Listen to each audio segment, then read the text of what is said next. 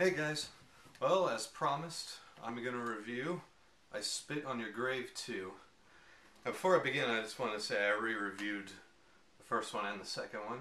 Oh, the original and the remake, I'm sorry. I reviewed these ones, so if you haven't seen my reviews on the original I Spit on Your Grave and the remake I Spit on Your Grave, check those ones out. Okay, so I watched this movie yesterday, and I'm going to say before I watched it, I was reading reviews and I saw there were some bad reviews on this. Like I saw critics were giving it some bad reviews, but like there was people on IMDb who gave it some good reviews. So again, I was going to go open-mindedly. Kind of like the way I watched on my Spit on Your Grave, the remake I Spit on Your Grave.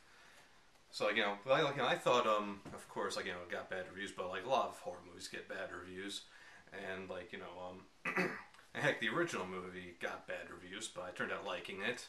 And same thing with the remake. Like, both those movies got bad reviews, but obtained a cult fan base, so they are both popular movies now. Okay, and so, let's get started on this. I Spit on Your Grave 2. Okay, this was directed by Steve Monroe, who directed the remake. But even though this is I Spit on Your Grave 2, it's really not actually connected to the remake, so it's a standalone sequel, which is understandable because the way the remake ended, I was like, how can they make a sequel to this? Alright, so of course, just like the other movies, this of course has that rape revenge story, which I'm gonna admit, I already know like the stories of that, so it's like rehashing that part a bit, but it doesn't follow 100% the same story. This one's about this girl named Katie who works as a waitress, but she wants to become a model though. So she's struggling to get at that going. So then she comes across a ad for a photo shoot to become a model. So she gives those people a call and schedules an appointment for a photo shoot. And so then she meets up with these three guys, and they start to take pictures of her. But then the photographer wants her to take her dress off to pose nude, but she refuses though. And so that's actually a mistake right over there. So so after she refuses, one of the guys breaks into her apartment and attacks her, and rapes her. Then after that, he calls the other guys, and then they start cleaning up the evidence, and then they drug her, then take her to Bulgaria. And while in Bulgaria, they torture her, beat her to death, they rape her more, drug her more. They even have this fat friend of theirs who tases her, tortures her, and then rapes her as well. So, well, unlike these two movies, where after they rape her, they leave her for dead. They don't leave her for dead in this one. They keep her as a sex slave, which I'm gonna admit, I give them some credit for doing something a little different. But to be honest, I actually preferred what they did in these two, where they left her for dead. So, well, I'm gonna admit that there was a little bit of a downfall for me, but like I said, I give them a little credit for trying something new. But then, after that, she finally gets free, and then has to recover. Takes a while to recover, days. She gets some food, water, some new clothing, and then starts planning her revenge. Of course, so she stalks them, and then she starts killing them off one by one. But no, but. But of course, not just killing them. She tortures them to death, much like what they did to her. So she takes this one guy and cuts him up and leaves him to rot. She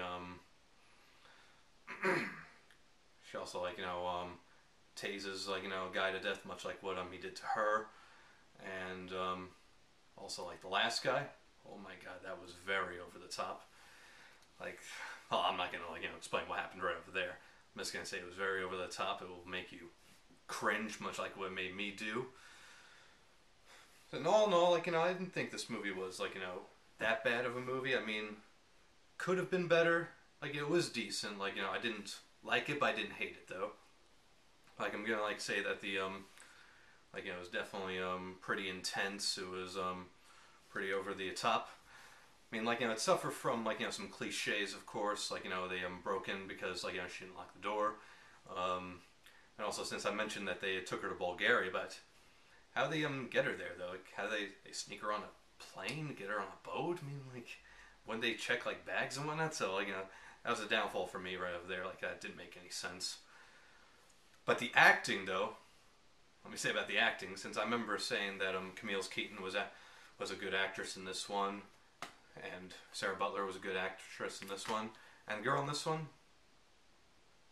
Gemma Dallander, she was definitely a good actress. And in fact, actually, all the acting was good in this movie, because I mentioned in the remake that one did have some good acting. However, I thought the guys who played the bad guys, like, they were good actors, but they went over the top though.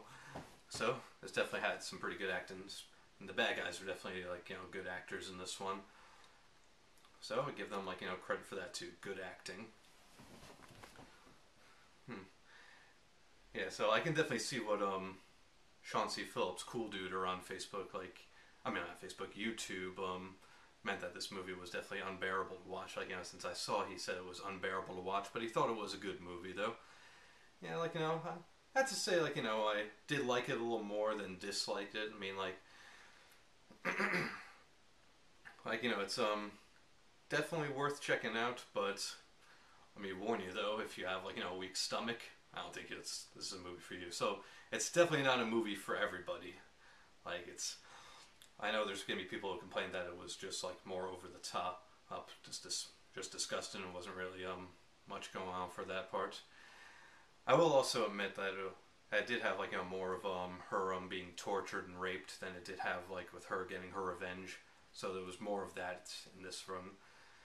Like, the revenge stuff, like, took place during, like, the last 40 minutes or so for the movie.